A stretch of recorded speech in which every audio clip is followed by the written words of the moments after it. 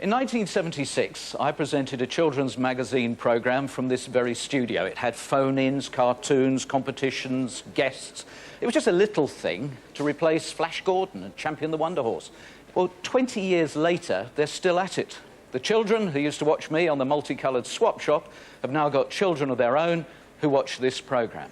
Really, not a lot's changed. The set's a bit different, the fashions have altered. But basically, we've all been watching the same show for the last 20 years. So how have the BBC got away with it? Well, I think it's time to explain.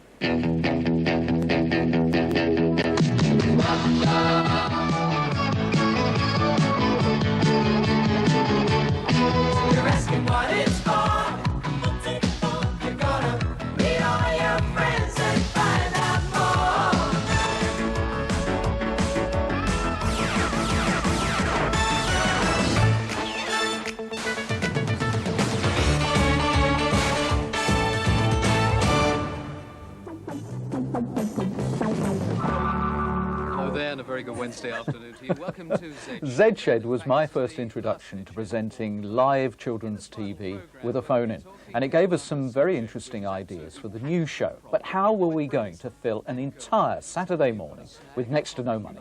Rosemary Gill had an idea. I remembered that swapping had always been a great thing. I think for every child likes to swap. And you could use that word, not just for swapping goods, but for swapping ideas and swapping clothes and swapping stories and swapping jokes, and there was no end to it, really. Can we do a swap? You always seem to manage to bring along... I've got three, actually. Are they all going to be swapped together? Well, please, yes, if you don't mind putting it to a... Anybody that saw the Shadows and I reunion concert would have seen that shirt. I wore it on stage then. It's really nice. Yeah. And I thought, if a girl won it, it's a great disco outfit, and if a boy wins it, you better get into a band. Now, what are you offering? A colour TV game. A colour TV game? Ooh. Optional gun and the adapter. Optional gun? I don't know why that should sound funny, it just does. And adapter. And what would you hope to get? 29 function digital watch. 29 function? Digital watch. And for someone like Noel, it was tremendous. It just gave him things to bounce off. Which was one of the great bases of the programme. How do you get up to 29? Don't know. You've obviously seen one advertised somewhere. On Swap Shop. Oh.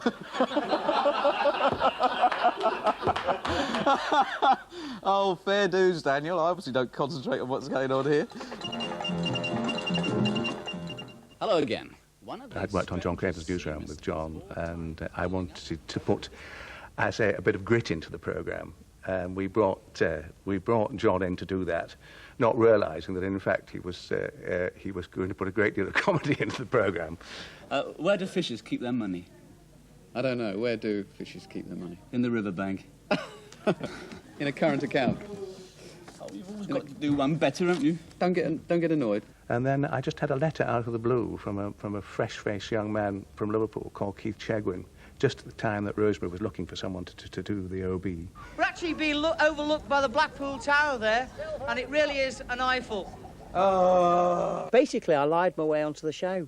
I was an out-of-work actor, and I had nothing to do whatsoever. And I was watching TV one night, and I saw Valerie Singleton. I thought, I'd like to be a TV presenter. So I wrote this ridiculous letter to the BBC suggesting a children's programme, you know. And on the other page, I thought, I'll write a load of lies, like I've been a presenter for 14 years and done this and that. And at the end it said, P.S. I am 19. I thought, well, we must meet this chap. And he was lovely. Mm-hmm. We've got street racers, any offers? Oh, perfect. Let's have a look. Right, got street racing, any offers at all? The whole point of this show was it was going to be a programme for children to phone in.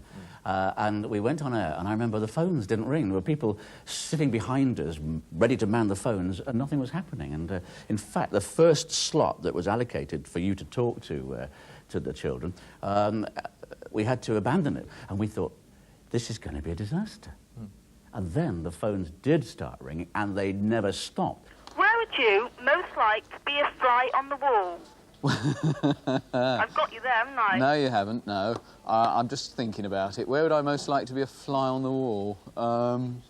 It'd have to be upstairs here, actually. It would definitely have to be upstairs. That's boring. Thank you. Thank you very much. Simon Meadows, for the first time we actually meet 15 years on. Millions of children, of course, wanted to get through to Swap Shop. You were one of the lucky ones. What was it like? It was incredible. It was like winning the national lottery. Here I've been trying for years, every Saturday morning, running up my dad's phone bill, trying to get through. And finally I was on there, and I think I really went for it. Now, come on, where would you like to be, Clever Dick? Well, the royal family's going to hate me now, aren't they? I'd like to be on fly on the wall when Charles takes Diana out to dinner. This is not Nigel Dempster, is it? Who we got? I really sounded horrendous. I was a brat. I'm sorry. 15 years on, apology accepted. What do you do these days?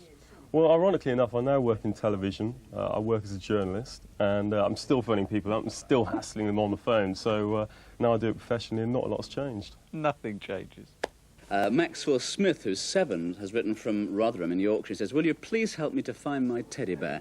I left him in a little chef cafe at Boddle Widden on the A55 on our way home from North Wales. And he's done a drawing of little Ted for us there. Can you see little Ted?